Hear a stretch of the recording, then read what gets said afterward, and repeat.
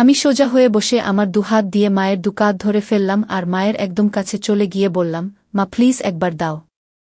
সব ঠিক হয়ে যাবে, প্রমিস। আর কোনো দিন তোমাকে বিরক্ত করব না। কোনো দিন কোনো কারো সাথে দুষ্টুমি করব না, ভালো করে পড়াশোনা করব, ভালো রেজাল্ট করব। প্লিজ মা, প্লিজ। আমি বলতে বলতে একটা হামি খেলাম আর বলতে থাকলাম, প্লিজ মা। মা গো, জাস্ট একবার প্লিজ। আর কিচ্ছু চাই না, শুধু একবার দাও। আমি অভ্রনীল, পুরো নাম অভ্রনীল ঘোষ চৌধুরী, মা ভালোবেসে রুদ্র বলে ডাকে, বয়স 18 বছর, এবং এটা আমার গল্প, বা বলা যেতে পারে আমার এবং আমার মায়ের গল্প। এটা একটা সত্যি ঘটনা, তাই আমি চাই যে আমার দর্শকরা পূর্ণ সত্যিটার সাথে পরিচিত হোক। আমার প্রতিটা অনুভূতি, আমার রস আস্বাদনের তৃপ্তি, সবটাই যাতে আমার দর্শকরা অনুভব করতে পারে। আমার মায়ের সাথে আপনাদের পরিচয় করিয়ে দিই। আমার মায়ের নাম শ্রীমতী জয়শ্রী ঘোষ চৌধুরী, বয়স 38 বৎসর। গায়ের রং শ্যামলা, কিন্তু ভারী মিষ্টি চেহারা, এবং তার থেকেও বেশি মিষ্টি ওনার হাসিটা। মায়ের মনটা ভারী সরল, তবে বুদ্ধি তীক্ষ্ণ। কিন্তু যত বুদ্ধি সব বাইরের জগতের ক্ষেত্রে। আমার বেলায় মায়ের শুধু সরলতা আর ইমোশন কাজ করে। আমার বাবা অনির্বাণ ঘোষ চৌধুরী একজন লেক এজেন্ট এবং কিছু অন্যান্য ব্যবসা করে। মাও কর্মরত। সব মিলিয়ে সংসারে কোনো রকম কোনো অভাব নেই। আমি স্কুলে পড়ি, বর্তমানে ক্লাস 9। বাড়িতে আমরা 3 জন ও আমার ঠাকুমা থাকি। ঠাকুমার বয়স 80 বছর। উনি বেশিরভাগ সময় ওনার রুমেই থাকেন এবং ঈশ্বর আরাধনায় নিজেকে মগ্ন রাখেন। আমার মায়ের প্রতি কোনো রকম কোনো দৃষ্টি শুরুতে আমার ছিল না। ছোটবেলায় সব ছেলেরা যে চোখে নিজের মাকে দেখে, আমিও সেভাবেই দেখতাম। কিন্তু আমার একটা বৈশিষ্ট্য ছোটবেলার থেকেই ছিল, মোটামুটি 12 বছর বয়স থেকে, সেটা হচ্ছে নেক ফিহেস, বা মহিলাদের গলার প্রতি এক অদ্ভুত আকর্ষণ। আর আমার মায়ের প্রতি আমার সূত্রপাত ঘটে আমার এই ফিহেসের দ্বারা। আমি শুরুতে ফেটিশ কি জিনিস জানতাম না, শুধু দেখতাম যে মহিলাদের গলা দেখতে অথবা ছুতে আমার খুব ভালো লাগত। সে বয়সে মহিলা বলতে তো শুধুমাত্র স্কুলের শিক্ষিকারা। মায়ের দিকে শুরুতে সেই দৃষ্টি পড়েনি। তখন শুধু স্কুল শিক্ষিকাদের গলা নানা বাহানায় স্পর্শ করতাম এবং তাতেই তৃপ্তি পেতাম। আস্তে আস্তে বয়স বাড়ল। বয়সের সাথে সাথে আমার পিপাসাও বাড়ল। কিন্তু নেক ফেটিশটা বা মহিলা গলার প্রতি লোভটা কিন্তু আমার রয়ে গেল। যখন আমার বয়স 18, তখন হঠাৎ একদিন আমার দৃষ্টিতে মা ধরা দিল। তখন গরমের ছুটি চলছিল। আমি বাড়িতে, বাবা বাইরে কাজে গেছেন, ঠাকুমা নিজের রুমে নিজের মনে আছেন এবং মায়েরও কোনো কারণে অফিস ছুটি, তাই মা ও বাড়িতে। সেদিন অসম্ভব গরম পড়েছিল আর আমরা সবাই গরমে ঘেমে একাকার। আমি ড্রয়িং রুমে বসে টিভি দেখছিলাম আর মা রান্নাঘরে কাজে ব্যস্ত ছিল। আমার পিপাসা পাওয়াতে গেলাম রান্নাঘরে জল খেতে। রান্নাঘরে গিয়ে দেখি মা মাটিতে বসে সবজি কাটছে। রান্নার লোক সেদিন আসেনি। রান্নাঘরে ফ্যান না থাকার জন্য মায়ের একেবারে নাজেহাল অবস্থা। পুরো শরীর ঘামে একেবারে ভিজে গেছে। তখনও আমার মনে মায়ের প্রতি কোনো পাপ চিন্তা ছিল না। আমি নির্বিকার মনে জল খাবার জন্য মায়ের পেছনে রাখা শেলফ থেকে জালের বোতল নেবার জন্য মায়ের পাশ দিয়ে মায়ের পেছনে চলে গেলাম। জলের বোতল নিয়ে আমি জল খেতে খেতে সামনের দিকে, মানে মায়ের দিকে ঘুরলাম। মা আমার ঠিক সামনে বসে সবজি কাটছিল আর আমি একদম মায়ের পেছনে। আমাদের রান্নাঘরটা ছোট। মায়ের কাছাকাছি দাঁড়ানো সত্ত্বেও এর আগেই কোনোদিন কোনো পাপ চিন্তা আমার মনে আসেনি। কিন্তু সেদিন জল খেতে খেতে হঠাৎ কি মনে হলো, একবার নিচে মায়ের দিকে তাকালাম। দেখে আমি আর থাকতে পারলাম না, অনুভব করলাম আমার ওটা দাঁড়িয়ে পড়েছে। সেদিনই তখন জীবনে প্রথমবার আমার মনে আমার মাকে নিয়ে লোভ জন্মাল। আমি ভাবতে থাকলাম, আমি আমার স্কুল শিক্ষিকাদের ক্ষেত্রে যেরকম বাহানা দিয়ে ওনাদের স্পর্শ করতাম, সেরকম একটা বাহানা করতে থাকলাম মনে মনে। এক সময় আমি মাকে বলে উঠলাম, মা, মা বল কি হয়েছে? মা তোমার গলায় কি একটা আছে? মা আমার গলায়? আমার গলায় আবার কি থাকবে? না মা, তোমার গলায় কি একটা লেগে আছে। মা, কই, বলে মা নিজের হাত দিয়ে একটু নিজের গলাটা পরিষ্কার করার চেষ্টা করল। এদিকে আমি তো নিজেকে সামলাতে পারছিলাম না। আমি বললাম, হয়নি মা, এখনও লেগে আছে। মা নিজের ঘামে ভেজা গলা আর ঘাড় হাত দিয়ে মুছতে মুছতে বলল, এখনও আছে? কি লেগে আছে রে? আমি দূর থেকে বুঝতে পারছি না। আমাকে তোমার গলার কাছে গিয়ে দেখতে হবে। মনে হয় পিঁপড়ে বা এমনি নোংরা। আমি তোমার গলার কাছে এসে দেখব মা, কি লেগে আছে। মা, আচ্ছা থাক লেগে। আমার গলায় কি লেগে আছে না আছে তোকে দেখতে হবে না। তুই পড়তে বসগে, যা। শুধু পড়ায় ফাঁকি দেয়া। সকাল থেকে তো পড়তেই বসলি না।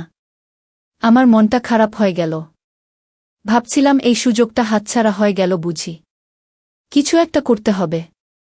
আমি বললাম, হ্যাঁ যাচ্ছি পড়তে, কিন্তু তোমার গলায় ওটা লেগেই থাকবে? দেখতে কেমন একটা লাগছে। মা, কি এমন লেগে আছে রে? কি? এই বলে মা আবার নিজের দুহাত দিয়ে নিজের গলাটা ভালো করে ম্যাসেজ করার মতো ডোলে পরিষ্কার করার চেষ্টা করল। আমি, উহু, এখনো লেগে আছে, যায়নি। আসলে তোমার গলাটা ঘামে ভিজে আছে তো তাই বোধহয় যাচ্ছে না।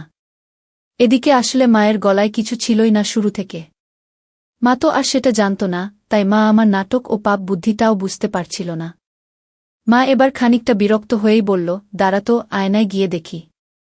আমি ভাবলাম, যা সর্বনাশ! আয়নায় দেখলে তো মা বুঝে যাবে যে মায়ের গলাতে কিছু লেগে নেই আর আমার কার্যসিদ্ধি হবে না। সাথে সাথে আমি বলে উঠলাম, মা, আমি তোমার গলাটা পরিষ্কার করে দেব। তুমি আবার কেন উঠবে? মা, আচ্ছা ঠিক আছে দে, কিন্তু তাড়াতাড়ি করে পড়তে যা। কোনোরকম কোনো ফাঁকিবাজি না। আমি তো এই কথা শুনে মহা আনন্দে মনে মনে লাফাচ্ছি। আমি মায়ের একেবারে সামনে গিয়ে হাঁটু গেড়ে বসলাম। বললাম, দেখি মা, একটু গলাটা উঁচু করো, মানে একটু উপর দিকে তাকাও। মা আমার কথা মতন একটু মাথা উঁচু করল।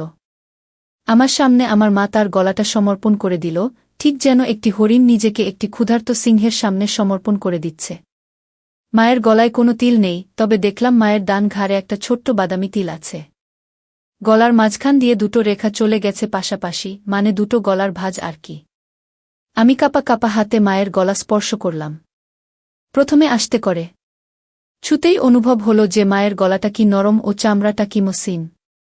আমি আর থাকতে পারলাম না, আমার পুরো ডান হাত দিয়ে মায়ের গলাতে বোলাতে লাগলাম। এই সব কিছু কয়েক মিনিটের মধ্যে ঘটে গেল। মা বলল, কি রে হয়েছে? আমি, মা, আরেকটু মাথাটা উঁচু করো, তোমার গলার ভাঁজে আটকে গেছে। গলাটা পুরো স্ট্রেচ না হলে পরিষ্কার হচ্ছে না। এই শুনে মা নিজের মাথাটাকে আরও পেছন দিকে করার চেষ্টা করল। আমি মায়ের থুতনি ধরে আরেকটু উপর দিকে করে দিলাম, যাতে মায়ের গলাটা পুরোপুরি আমার সামনে মেলা থাকে। আমি তাকিয়ে একবার দেখে নিলাম যে মায়ের দৃষ্টি ওপরে ছাদের দিকে, মানে আমি সামনে। মায়ের গলা নিয়ে কি করছি মা দেখতে পারবে না। আমি বললাম, মা, আমি একটু তোমার গলার কাছে এসে ফু দিচ্ছি, যাতে তাড়াতাড়ি পরিষ্কার হয়ে যায়, ঠিক আছে? মা, আচ্ছা ঠিক আছে, যা করার তাড়াতাড়ি কর। আমার অনেক কাজ পড়ে আছে। আমি, হ্যাঁ মা, বলে একেবারে মায়ের গলার কাছে নিজের ঠোঁট নিয়ে গেলাম আর মৃদু ফু দিতে থাকলাম মায়ের সারা গলায়। একসময় থাকতে না পেরে মায়ের গলার একদম মাঝখানে একটা হালকা হামি দিয়ে ফেললাম। তারপর ভয় ভয় মায়ের দিকে তাকিয়ে দেখলাম একবার যে মা কিছু টের পেল কিনা। মা আমি কি করছি দেখতে না পেলেও আমার স্পর্শ তো অনুভব করতেই পারছিল। আমার ভয় হচ্ছিল যে মা নিজের গলায় আমার স্পর্শ অনুভব করে ফেলল কিনা, আমার হাতের স্পর্শ আর ঠোঁটের স্পর্শের মধ্যে তফাৎ ধরে ফেলল কিনা। কিন্তু দেখলাম যে না, মা কিছু বুঝতে পারেনি। আমারও সাহস বেড়ে গেল। মা হঠাৎ নিজের দুহাত দিয়ে আমাকে এক ঝাটকা দিয়ে দূরে ফেলে দিল।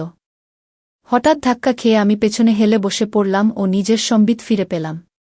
মায়ের দিকে তাকিয়ে দেখি মা গম্ভীর হয়ে নিজের আঁচল ঠিক করছে আর এক হাতে সবজি তুলছে। মা সঙ্গে সঙ্গে একটা হাত দিয়ে নিজের আঁচল নিয়ে নিজের গলাকে ভালো করে মুছে নিল। আমি খানিকটা ভয় পেয়ে বললাম, মা কি হলো? মা, কি হবে আবার? তুই পড়তে যা। আমি, না মানে তোমার গলা পরিষ্কার করছিলাম, তুমি হঠাৎ ধাক্কা দিলে। মা বড় বড় চোখে আমার দিকে তাকিয়ে একটু গম্ভীর হয়ে বলল, তোর পড়ায় ফাঁকি দেয়ার বাহানা কি আমি বুঝি না মনে করেছিস? সকাল থেকে এক লাইনও পারিসনি। যা পড়তে বস। আমি, কিন্তু তোমার গলাতে তো এখনো একটু লেগে আছে। মা, লেগে থাক আমার গলাতে যা খুশি।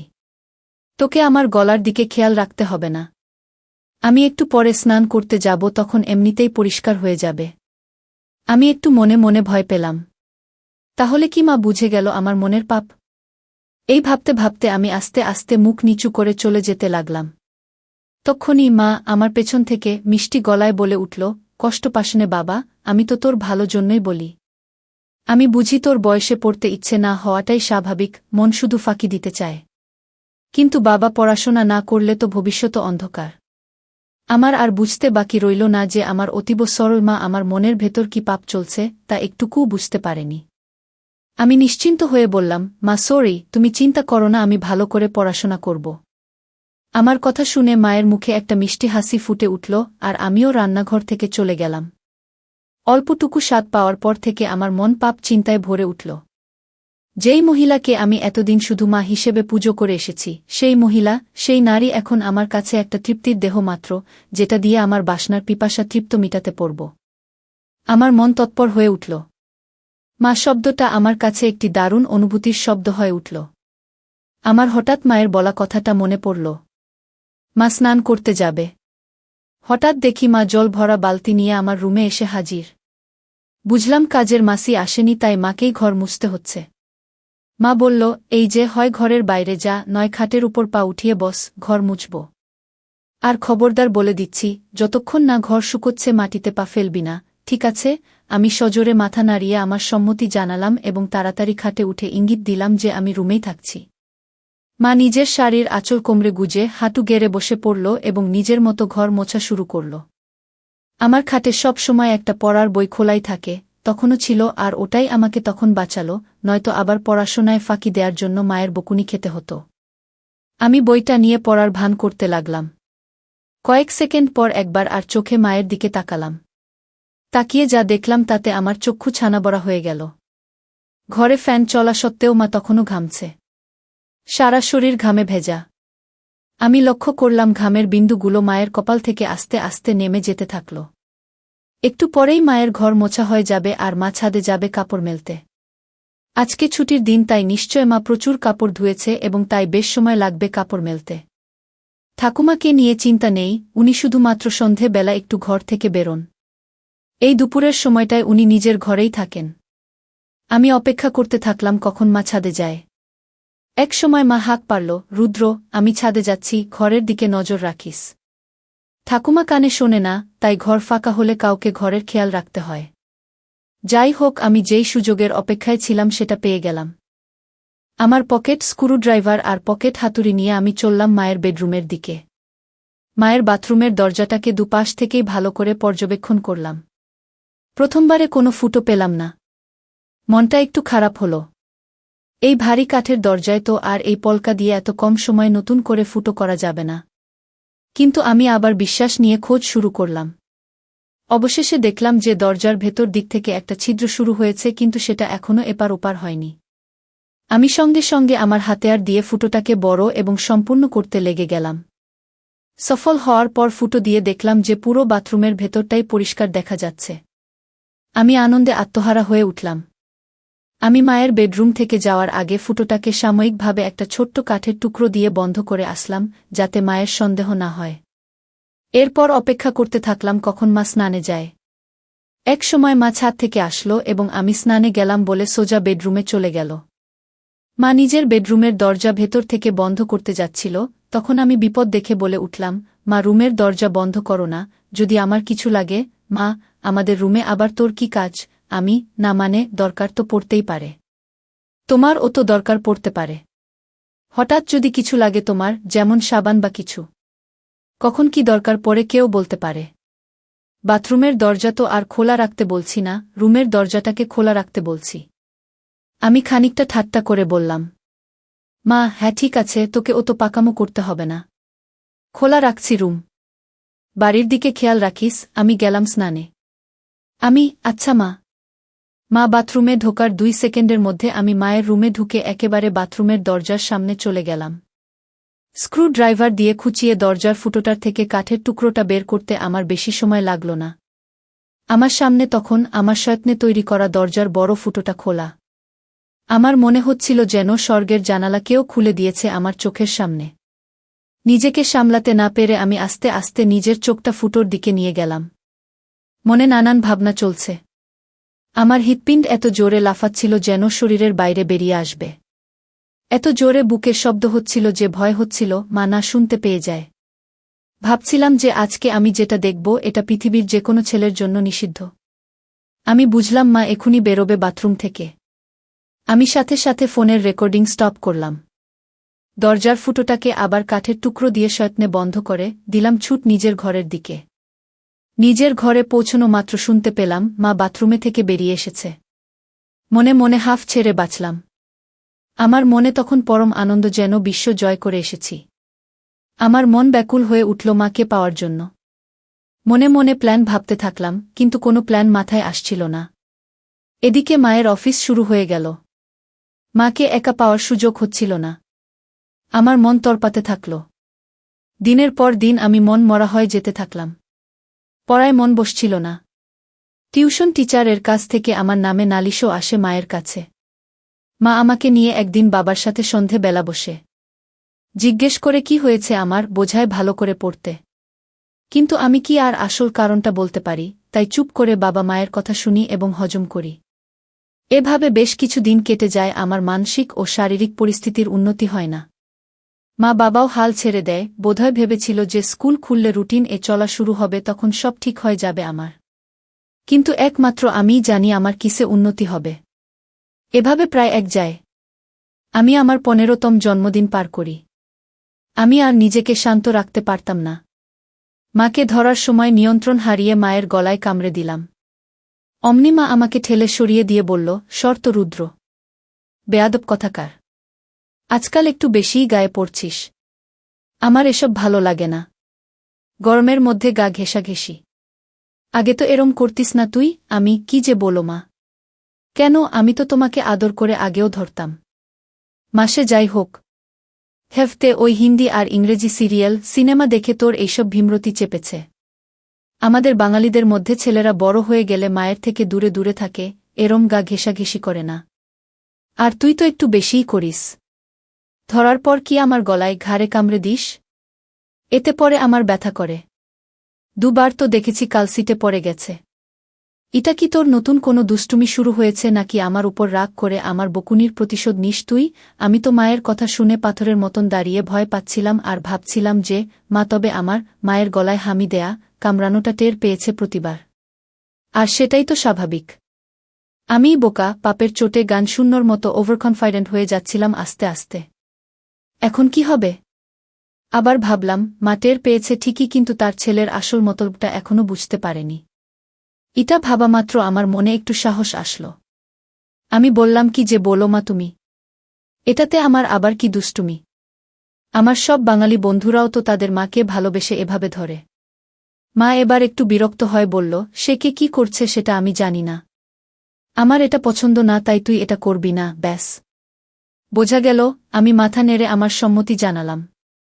মা, আর বন্ধুদের থেকে এই সমস্ত বদ অভ্যেস না শিখে ভালো কিছুও তো শিখতে পারিস নাকি? আমি বুঝলাম কথা লাভ নেই। ব্যাপারটা খুব সিরিয়াস দিকে যায়নি, তাই এখানেই ইতি করতে হবে। আমি তাই আবার ঘাড় নিলে বললাম, হ্যাঁ মা, তুমি ঠিকই বলেছ। আমি তোমার কথা মতোই চলব। মা এটা শুনে নিজের রুমে চলে গেল, আর আমিও আমার রুমে হাত দিয়ে কাজ সেরে নিলাম। এর মধ্যে আবার একদিন মা ছুটি পেল এবং বাড়িতেই ছিল। বাবা ভাগ্যবশত কাজে বাইরে। আমার মনের শয়তান জেগে উঠল। মনে মনে ভাবলাম, আজকে যে করেই হোক মাকে পেতেই হবে। দুপুরে খাওয়া দাওয়া শেষ করে আমি আমার ঘরে আর মা নিজের ঘরে দুপুরের ঘুম দিতে চলে গেলাম। বিছানায় শুয়ে থাকলাম ঠিকই, কিন্তু ঘুম আর আসছে না।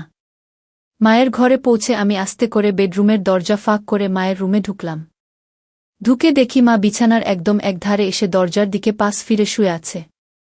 আমিও এবার নিশ্চিন্ত হয়ে মায়ের পাশে খাটের উপর বসলাম। মা বা দিকে কাত হয়ে শুয়েছিল। আমি এবার সাহস করে মায়ের গলার একদম কাছে চলে গেলাম। কিন্তু বিপদ ঘটল তারপরেই। মায়ের ঘুম সাথে সাথে ভেঙে গেল, আর মা আমাকে ধাক্কা মেরে ফেলে বিছানায় উঠে বসল। মা, কি রে বাবা, তুই কি করছিলিস আমার কাছে এসে? আমি আমতা করতে করতে বললাম, কই মা, কিছু না তো। মা একটু রেগে গিয়ে বলল, কিছু না তো মানে? রুদ্র, দেখ, ভালো চাস তো সত্যি কথা বল। কি করছিলি তুই আমার এত কাছে এসে? আমি কোথায় মা? না না, আমি কোথায় তোমার কাছে ছিলাম? আমি তো তোমার পাশে খাটে বসেছিলাম। আমার আসলে ঘুম আসছিল না, তাই তোমার সাথে গল্প করতে এসেছিলাম। এসে দেখি তুমি ঘুমোচ্ছ, তাই তোমার কাছে বিছানায় সবে একটু বসেছিলাম। ভাবলাম যদি তুমি একটু জেগে থাকো তাহলে আমার সাড়া পেয়ে উঠবে। কিন্তু আমার এত সুন্দর মসৃণ বানানো গল্প মায়ের একটুকুও বিশ্বাস হল না। মা জোরে বলে উঠল, মিথ্যে কথা বলিস না। তোর গরম নিঃশ্বাস আমি আমার ঘাড়ে অনুভব করেছি। বল, কি করছিলি তুই? আমি বললাম, মা, আমি তোমার কাছে কিছু লুকোব না। আমি তোমাকে খুব ভালোবাসি, কিন্তু আমি জানি না কেন আমার তোমার প্রতি একটা অদ্ভুত আসক্তি আছে। আমার কথা তখনও শেষও হয়নি, মা আমার গালে সপাটে এক থাপ্পড় মারল। আমি প্রায় মাথা ঘুরে বিছানায় লুটিয়ে পড়লাম। মা, তোর লজ্জা করছে না রুদ্র, তোর মাকে এগুলো কথা বলতে? আমি তোর মা। তোকে জন্ম দিয়েছি। মা মানে বুঝিস জানোয়ার? হায় ভগবান, এগুলো কথা তো আমি তোর বাবাকেও বলতে পারব না। তোর বাবা তো আর তোকে মারতে পারবে না, নিজেই হয়তো মরে যাবে। আমি কাঁদতে কাঁদতে বললাম, মা আমাকে ক্ষমা করে দাও, কিন্তু তোমাকে না পেলে আমার জীবন বৃথা। আমি জানি না কেন সব সময় শুধু তোমার কামনা আমার মন জুড়ে থাকে। আমার পড়ায় মন বসছে না, রেজাল্ট খারাপ হচ্ছে, এমনকি আমার শরীর ভালো নেই। তুমি তো সবই জানো মা। বিশ্বাস করো, আমি অনেক চেষ্টা করেছি, কিন্তু কিছুতেই তোমাকে পাওয়ার ইচ্ছেটাকে মন থেকে বের করতে পারিনি। আমি সাইকিয়াট্রিস্টের কাছেও গিয়েছি, কিন্তু তাদের কাছেও এর কোনো ট্রিটমেন্ট নেই। আমার অন্য কোনো মেয়েকে দেখলে এমন অনুভূতি হয় না যেমন তোমাকে দেখলে হয়। আমি কি করব বলো মা? মা, থাম রুদ্র, থাম। দোহাই তোকে, তুই চুপ কর। আমার কান আর নিতে পারছে না। আমি চুপ করে নিচের দিকে তাকিয়ে থাকলাম। খানিকক্ষণ পর মাকে একটু শান্ত দেখলাম। বলল, রুদ্র বাবা শোনো, এটা হয়তো একটা বয়সের প্রবলেম। তুই চেষ্টা কর, দেখবি সময়ের সাথে ঠিক হয়ে যাবে। আমি সাহস করে বললাম, না মা, আমার তোমার প্রতি বাসনা ততদিন কমবে না যতদিন না আমি তোমাকে পুরোপুরিভাবে পাব। মা, তুই একটু বড় হয় যা, তোকে তাড়াতাড়ি বিয়ে দিয়ে দেব। কেন এই বুড়ি মায়ের পেছনে পড়েছিস বাবা? আমার মনে হলো এইবার বোধহয় মায়ের মাতিসুল ভাব জেগে উঠেছে। যেটা চায় যে তার সন্তান সব সময় সুখে থাকে, ভালো থাক। আমি ভাবলাম আমাকে মায়ের এই মনের ভাবকে কাজে লাগাতেই হবে। এই আমার অন্তিম সুযোগ। আমি সাথে সাথে মায়ের পা ধরে বললাম, মা আমাকে একবার তোমার সাথে দাও। আমার আর এই জ্বালা সহ্য হচ্ছে না মা। মা প্লিজ। মা অল্প অল্প কাঁদতে কাঁদতে বলল, বাবা এ হয় না। আমি তোর জন্মদাত্রী মা। তুই এখন ছোট, তাই তুই কি চাইছিস সেটা বুঝতে পারছিস না। এটা হয় না বাবা, প্লিজ বোঝ। আমি খেয়াল করলাম যে মায়ের মুখে আর রাগের কোনো চিহ্ন নেই। মা পুরো ইমোশনাল হয়ে আছে। আমি মনে মনে ভাবলাম, এখনই খেলতে হবে। আমি সোজা হয়ে বসে আমার দুহাত দিয়ে মায়ের দুকাঁধ ধরে ফেললাম আর মায়ের একদম কাছে চলে গিয়ে বললাম, মা প্লিজ একবার দাও। সব ঠিক হয়ে যাবে, প্রমিস। আর কোনো দিন তোমাকে বিরক্ত করব না। কোনো দিন কোনো কারো সাথে দুষ্টুমি করব না, ভালো করে পড়াশোনা করব, ভালো রেজাল্ট করব। প্লিজ মা, প্লিজ। আমি বলতে বলতে একটা হামি খেলাম আর বলতে থাকলাম, প্লিজ মা। মা গো, জাস্ট একবার প্লিজ। আর কিচ্ছু চাই না, শুধু একবার দাও। মা হঠাৎ একটা চিৎকার করে উঠল। আমি ভয় পেয়ে মায়ের মুখ আমার হাত দিয়ে চেপে ধরলাম আর মাকে বিছানায় ফেলে মায়ের উপর চেপে বসলাম। মায়ের বোধহয় দম আটকে যাচ্ছিল, আমাকে ইশারা করে বলল যে হাত সরাতে। আমি আস্তে করে হাত সরালাম। দেখি মা কিছু বলছে না, শুধু চুপ করে ছাদের দিকে তাকিয়ে আছে। আমি মন্ত্রের মতো শুধু বলে যাচ্ছি, মা প্লিজ। এক সময় মা বলে উঠল, রুদ্র তুই কি কোনোভাবেই মানবি না? আমি, না মা। তোমাকে আমার চাই চাই। মা প্লিজ রাজি হয়ে যাও, প্লিজ। বোধহয় মা বুঝতে পেরেছিল যে আমি কিছুতেই মানবার পাত্র নই। মা একটা দীর্ঘশ্বাস ফেলল আর মুখটাকে আমার দিক থেকে সরিয়ে ডান দিকে ঘুরিয়ে বলল, ঠিক আছে। আমি যেন আমার কানকে বিশ্বাস করতে পারছিলাম না। এ যেন স্বপ্ন পূরণ। বুঝলাম যে মা নিজের ছেলের খুশির জন্য নিজেকে সমর্পণ করে দিচ্ছে।